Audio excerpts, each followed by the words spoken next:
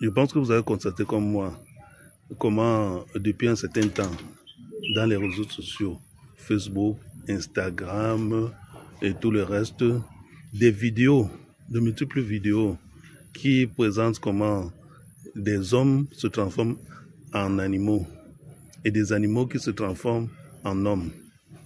C'est un phénomène vraiment étrange, mais qui pour beaucoup d'Africains, surtout les anciens, savent que ça c'est l'histoire banale, parce que c'est connu de beaucoup d'Africains.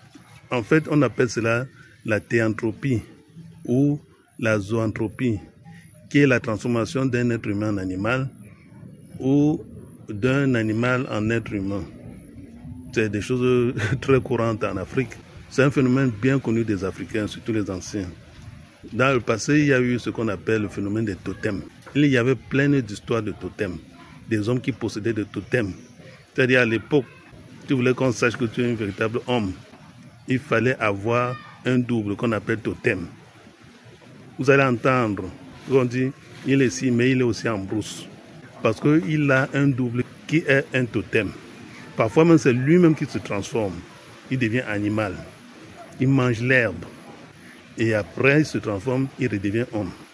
Il y a eu beaucoup d'histoires d'hommes totems. Des gens qui possédaient des totems de panthère, totems de lion, totems de souris, totems de bœuf, totems de ceci, de cela. Et tout cela pourquoi? Il y a des gens qui possédaient des totems, c'était pour travailler, pour faire des grands travaux champêtres. Vous voyez une femme qui fait tout un hectare de champs, tout un hectare de champs qu'elle cultive grâce à son totem. Elle le fait tout seul. Et il y en a qui en avaient pour les règlements de compte.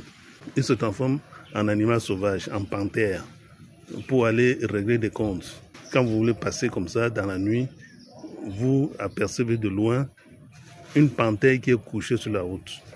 Il reste là, il reste là, il reste là. Vous tremblez, les cheveux se dressent. Après, il se lève, il s'en va. Il y en a qui attaquent même. Il y en a qui poussent à la méchanceté. C'est-à-dire, vous calculez, vous marchez dans la nuit. Jusqu'à vous arrivez au pied d'un arbre. Et vous le voyez subitement apparaître et se coucher au beau milieu de la route, barrant le chemin. Vous vous placez là-bas, vous avez peur. Et étant placé là maintenant, on ne sait pas comment ça se passe. Vous voyez les fourmis maniantes qui commencent à monter sur vous. Et c'est là que vous commencez à sauter, vous criez, vous fuyez. Et c'est là maintenant, en rien il part. Parce que c'est un vieux du quartier qui le fait, juste pour méchanceté. Il y a des gens qui avaient des totems comme ça et qui partaient détruire les champs, les plantations des gens. Ils mangent les récoltes pour vous appauvrir. Il y a eu des chasseurs qui ont eu à faire la prison, qu'on a eu à arrêter pour meurtre. Pourquoi? Parce que au cours d'une chasse nocturne, il a tiré sur un animal. Et quand il va vers l'animal sur qui il a tiré, il trouve plutôt un homme étendu. Et alors on vient l'arrêter, on l'accuse de meurtre. Il dit non, j'ai tiré sur un animal sauvage, j'ai vu le hérisson, j'ai tiré sur le hérisson. Et quand je viens vers le hérisson, je vois subitement c'est plutôt un homme qui est étendu. Mais difficile de prouver cela. On voit très bien que ce sont des balles qui ont transpercé l'homme. Et on l'arrête. Et il y a maintenant certaines techniques.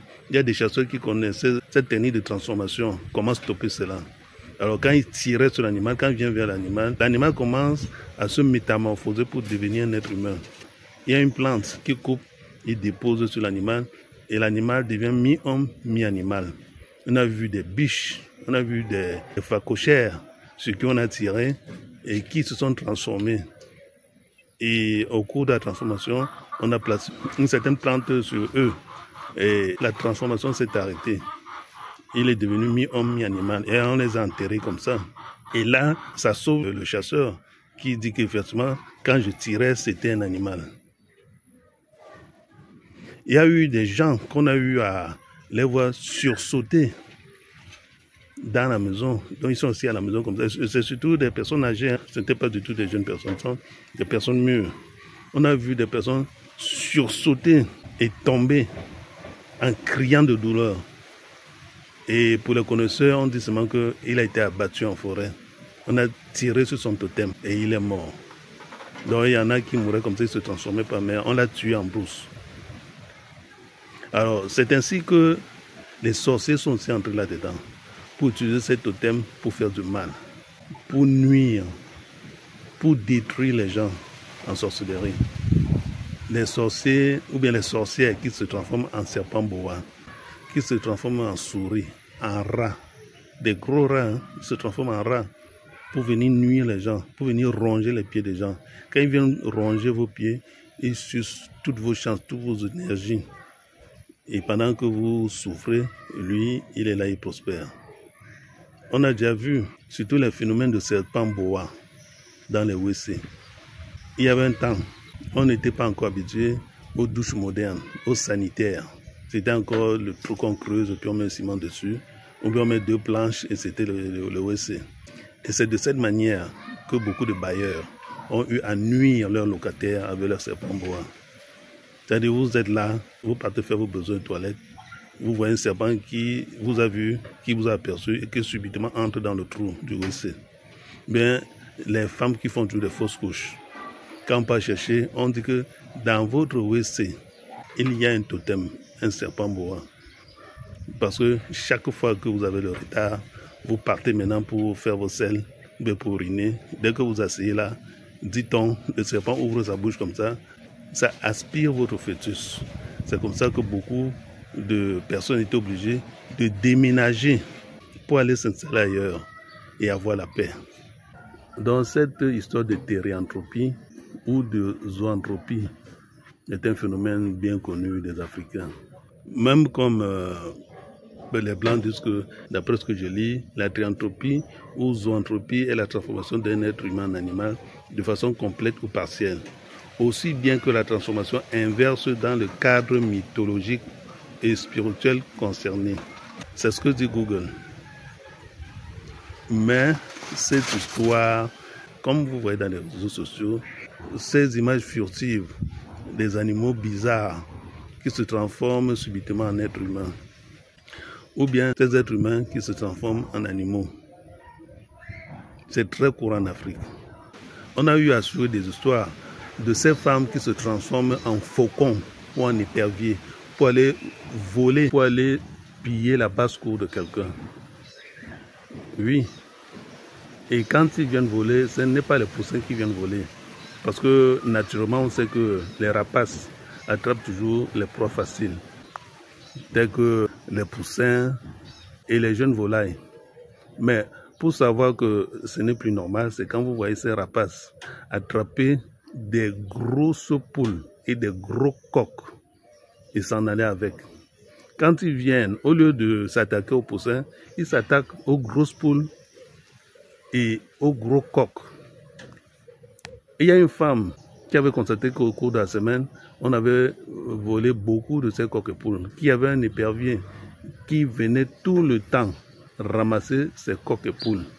Alors le jour du marché suivant, comme c'est le marché hebdomadaire, elle est partie au marché. Elle a sillonné les vendeurs de volailles. Elle a remarqué ces coqs et poules. Elle a bondi sur la femme, la vendeuse. Elle a arrêté en criant que cette femme c'est une voleuse, c'est une voleuse. Elle a un totem avec elle, elle a ravagé toute ma volaille. Voici, je remarque ceci, je remarque, en montrant des remarques. La femme a fui. Elle a abandonné tout, elle a fui parce que tout ce qu'elle avait là-bas comme volaille, c'est la volaille volée grâce à son totem mystique, le totem d'épervier. Alors, c'était pour dire que le phénomène de thérianthropie, zoanthropie, ces hommes qui se transforment en animaux et ces animaux qui se transforment en hommes est très courant en Afrique. Il y en a qui l'utilisent pour nuire et d'autres pour faire des bonnes choses. Mais il y a beaucoup qui ont abandonné cela parce qu'ils ont trouvé que c'était inutile.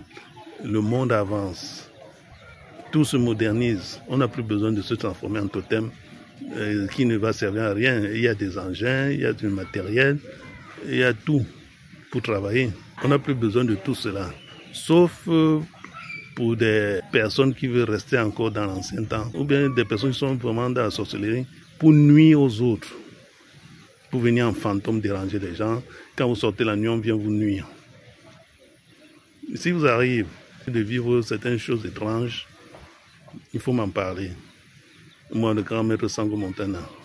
Si vous voyez que c'est le cas de sorcellerie, le cas de vampirisme, contactez-moi, le grand maître Sango Montana, et je viendrai à votre secours.